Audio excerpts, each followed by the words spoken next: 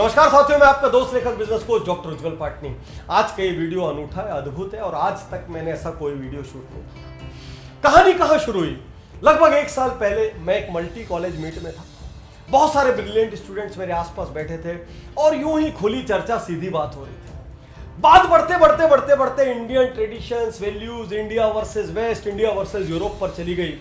और थोड़ी देर बाद मैं भीतर से शर्मिंदगी महसूस करने लगा, क्योंकि वहां बैठे हुए सारे स्टूडेंट इंडियन थे और उसमें से 80% लोग ना स्पिरिचुअलिटी से कनेक्टेड थे, ना रिलीजन से कनेक्टेड थे, ना हमारे एंशिएंट हेरिटेज से कनेक्टेड थे।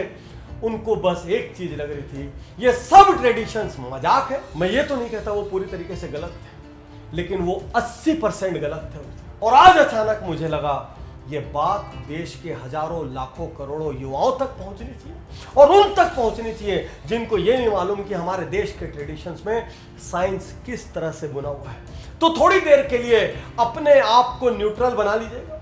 आप किसी धर्म के नहीं है, क्योंकि मैं जो बात बोलूंगा वो बहुत कड़वी भी लगेगी और हो सकता है वो आपकी कई मान्यताओं को ध्वस्त कर दे। साथियों, जब मैं उन कॉलेज के लड़कों से बात कर रहा था तो उसमें एक लड़के का एग्जांपल आया।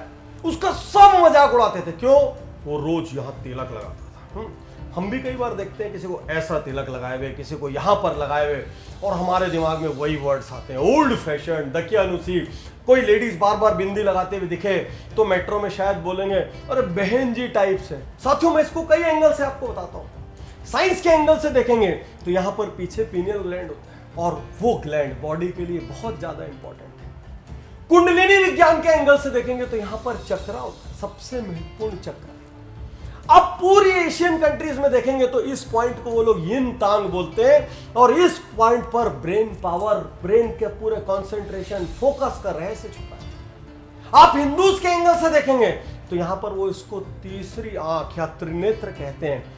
लेकिन कोई भी एंगल से देखो, जब आप यहां पर ऐसे मसाज करोगे ना, इस जगह पर जब आप मसाज करोगे दोनों आईब्रोज के बीच में, आपको बहुत रिलैक्सेशन फील होगा। इसी जगह पर एक्यूप्रेशर, एक्यूपंक्चर के पॉइंट्स होते हैं। इसीलिए जब ऐसे फोरहेड्स पे यहां मसाज की जाए या यहां मसाज की जाए तो आदमी को फ्रेशनेस आती है। तो ये तिलक लगाना दकियानुसी नहीं है, ये तिलक लगाना एक्चुअली इस पॉइंट को एक्टिवेट करना है। और मैं अपने पीछे डेंटिस्ट्री के जमाने को याद करता हूं। जब हम किसी को इंजेक्शन देते थे, वो सिंकोप या बेहोशी की हालत में जाने वाला रहता था, तो हमारे एक गुरु ने हमको एक जुगाड़ का तरीका बताया था। वो क्या कहते थे? उज्जवल, यहां पर जोर से प्रेस करना। हम लोग ये इस तरीके से, यहां पर कोई हल्का बेहोश होता रहता तो यहां बहुत जोर से प्रेस करते थे और यूं ऐसा करके वो उड़ जाता था।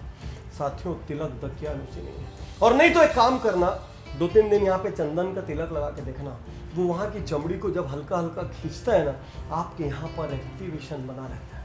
तो इसलिए आपसे कहता हूं, अब जब यहां पे कोई तिलक लगाया हुआ दिखे, यहां पर कोई बिंदी बिंदी लगाया हुआ दिखे, यहां पर कोई लगाया हुआ दिखे, उसको ओल्ड फैशन मत मानना। ज्यादा होशियार है वो, आगे चल के अपने डॉक्टरों के खर्चे बचा रहा है जो आप लगाओगे। साथियों, हम उपवास क्यों करते हैं? तो यंगस्टर जब किसी को उपवास करते हुए देखते हैं, उनके दिमाग में ओल्ड फैशन दकियानुसी की इमेज आ जाती है। घर में कोई मेंबर मंडे को शिव भगवान का कर रहा है, कोई ट्यूसडे को हनुमान जी को कर रहा है, कोई एकादशी कर रहा है, कोई चतुर्दशी कर रहा है, जाने क्या क्या किस्म का उपवास कर रहे हैं। यदि वही लंबा खींचो तो कहीं पे रोजा कर रहे हैं, कहीं जैनियों में 10 लक्षण कर रहे हैं, कहीं हिंदुओं में नवरात्रा कर रहे हैं। कभी सोचा है जब आप बड़े बड़े नेचर केयर सेंटर में जाते हो, न्यूट्रिशनिस्ट के पास जाते हो, डाइटिशियंस के पास जाते हो, तो वो क्या करते हैं भाई? वो भी तो आपको यही लिख के देते हैं, उपवास करो। और इसी का जब वो हजारों रुपए लेते हैं, आपको बड़ा अच्छा लगता है कि उन्होंने हमें ऐसा करने को कहा। ये आपकी संस्कृति में इनबिल्ट था और ये करना दकियानुसी नहीं है। ये रिलीजियन के रास्ते से, ट्रेडिशन के रास्ते से साइंस का पालन करना है। और साथियों, फुल उपवास से एक कदम पीछे कौन सा वर्ड है जो सबसे ज्यादा हॉट केक है? Intermittent fasting. यही प्रेस्क्राइब करने का बड़ा बिल बनता है। कभी किसी जैन के घर जाना, शाम को 6:30 बजे सूर्यास्त होने के पूर्व खाना खा लेते हैं और अगली सुबह 9 बजे तक दूसरी चीज खाते हैं। ऑलरेडी सिस्टम में, ट्रेडिशन में, रिलीजियन में 15 घंटे की इंटरमिटेंट फास्टिंग आप दुनिया के कोने कोने में इसी की सलाह दी जा रही है। वो सालों से, सदियों से इनबिल्ट था। फिर से कहता हूं, सिर्फ रिलीजन बोल के इनको दकियानुसी मत मानिए, क्योंकि यही जब वेस्टर्न का ठप्पा लग के आ जाता है या बिलिंग बन के आ जाता है तो हम इसको स्वीकार करने लग जाते हैं। साथियों, लोग घंटियां या शंख क्यों बजाते हैं? और यदि किसी के घर से हमको रोज सुबह टन टन टन टन टन टन टन आवाज आती है, अरे वो धार्मिक लोग हैं, रोज पूजा होती है, कोई शंख बजाता हुआ दिखे तो और बड़ा धार्मिक है, शंख बजाता है। कभी आपने सोचा कि आखिर क्यों हिंदू माइथोलॉजी से लेके क्रिश्चियनिटी से लेके हर जगह बेल्स का महत्व, दुनिया के हर कोने में क्यों घंटियां हैं? क्योंकि घंटियों में एक क्लासिक बात होती है, घंटी बजाने से जो साउंड वेव प्रोड्यूस होती है वो आपके लेफ्ट और राइट ब्रेन दोनों को एक्टिवेट कर देती है। ऐसा बहुत सारी रिसर्चेज में मेंशन्ड है, हालांकि इसका विरोध करने वाले भी लोग। कुछ रिसर्चेज ये भी कहती है कि जिस जगह पर बार बार घंटी बजती है वहां पर बहुत सारे माइक्रो ऑर्गेनिज्म होते ही नहीं, क्योंकि उस पर्टिकुलर साउंड वेव से वो माइक्रो ऑर्गेनिजम्स ब्रेक हो जाते हैं, खत्म हो जाते हैं। शंख बजाने वाले जो लोग हैं उनके लंग्स सुपर स्ट्रॉन्ग। जिन लोगों को शास्त्रीय संगीत में बहुत गायकी करनी होती है, कई लोगों के घरों में शंख बजाने का ट्रेडिशन है, और जैसे कोई आके टाक से मारता है तो पूरा दिमाग एकाकार हो जाता है और वो घंटी की वाइब्रेशन बहुत देर तक एटमॉस्फेयर में रहती है। यूनिकनेस है घंटी की। तो घंटी बजाना, शंख बजाना, ये सब मेडिसिनल है, ये सब साइंटिफिक है, ये सब ग्लोबल है, सिर्फ इसलिए कि आपके दादा परदादा इसको प्रैक्टिस कर रहे थे और आपकी मॉडर्न साइंस की बुक्स में इसको पढ़ाया नहीं गया, इसलिए ना तो ये ओल्ड फैशन है और ना ही दकियानुसी। साथियों, हम माला क्यों फेरते हैं? हम मंत्र क्यों बोलते हैं? जरा एक बार कल्पना कीजिए, कोई माला फेरता हुआ आपको ऐसे नजर आए, कोई यंगस्टर होगा, उसके मन में क्या आएगा? अरे बाप रे बाप, भारी रिलीजियस है, एकदम घोर धार्मिक। अच्छा, कोई मंत्र पढ़ते हुए नजर आएगा, अरे यार टू कंजर्वेटिव, मंत्र बुदबुदाते रहते हैं।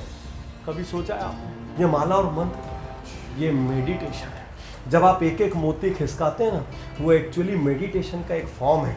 आप पूरी तरीके से उस मोती पर फोकस हो जाते हैं और सिर्फ उसकी काउंटिंग करते हैं और मुंह से आप मंत्र बोलते हैं, बाकी सारी दुनिया से आप डिस्कनेक्ट हो जाते हैं। और अक्सर ये मंत्र बोलने का काम आंख बंद करके किया जाता है। तो आंख बंद करके मुंह से मंत्र बोल रहे हैं, हाथ से माला फेर रहे हैं, टोटल 2 चीज में आपकी दुनिया सिमट जाती है। और नहीं तो करके दिखाओ ऐसे मेडिटेशन, 5 मिनट करने बैठोगे ना, उस 5 मिनट में इतना विचार आएगा कि दिमाग ऐसा लगेगा फट जाए टुकड़ों में।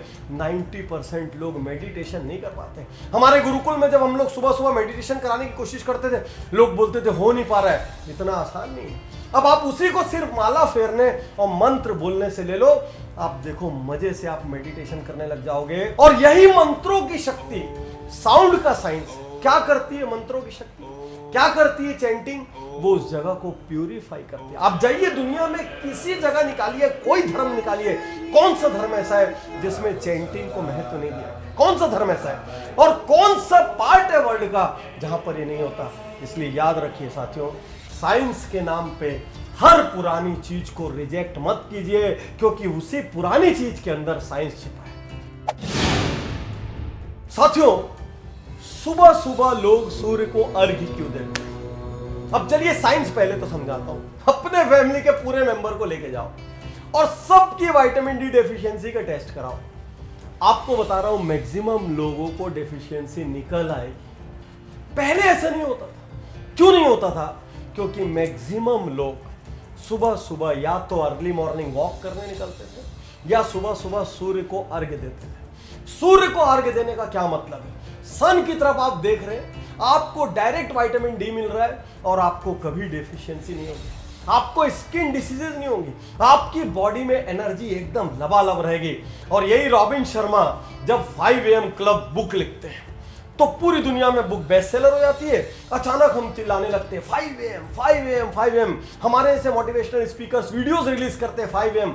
अरे आपके धर्मों में, आपके ट्रेडिशंस में सदियों से 5 AM, 4 AM है 4 AM ब्रह्म मुहूर्त है। आपके ट्रेडिशन में ब्रह्म मुहूर्त है। तो अच्छे से समझ लो, सुबह 5 बजे जो उठेगा ना, अपने आप वो रात को भी जल्दी सोएगा, उसकी लाइफ में डिसिप्लिन रहेगी। और सुबह 5 बजे उठने वाले को 3-4 घंटे ऐसे एक्स्ट्रा मिलते हैं सुबह सुबह, जिसमें वो सारी अचीवमेंट हासिल कर सकता है। रिलीजियन नहीं है, दकियानुसी नहीं है, इसी के रास्ते से साइंस है। क्योंकि आप जल्दी काम पे जाते हैं, आप जल्दी प्रोडक्टिव होते हैं, आपको हेल्थ की प्रॉब्लम नहीं होती, आपको विटामिन डेफिशिएंसी नहीं होती, आपकी लाइफ में अनुशासन आता है। और उसी सुबह में यदि आप सूर्य नमस्कार जैसी कोई चीजें कर लेते हैं तो आपकी पूरी बॉडी के हर अंग को एक आसन मिल जाता है और आप सुपर फिट हो जाते हैं। आप मुस्लिम्स को देखिए, जब वो नमाज पढ़ते हैं ना, उस नमाज को पढ़ते पढ़ते उनकी बॉडी के बहुत सारे पार्ट्स की एक्सरसाइज हो जाती है। हर धर्म में रिलीजन के रास्ते, ट्रेडिशंस के रास्ते, वैल्यूज के रास्ते साइंस को बुना गया है। साथियों, आज आपके दिमाग में सवाल आ रहा होगा कि डॉक्टर पाटनी को ये वीडियो बनाने की क्या जरूरत है? बहुत जरूरत है, क्योंकि कहीं ना कहीं मॉडर्नाइजेशन के नाम पे मेरे देश का ट्रेडिशन पीछे छूट रहा है।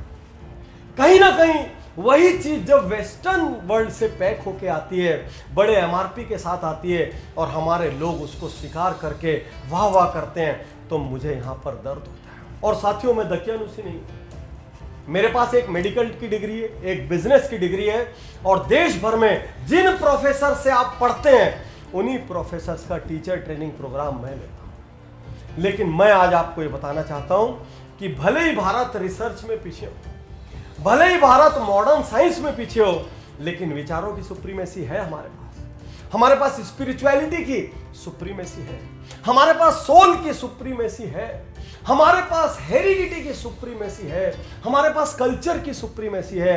और याद रखिए, ये मॉडर्न देश चाह के भी ये सुप्रीमेसी नहीं ला सकते।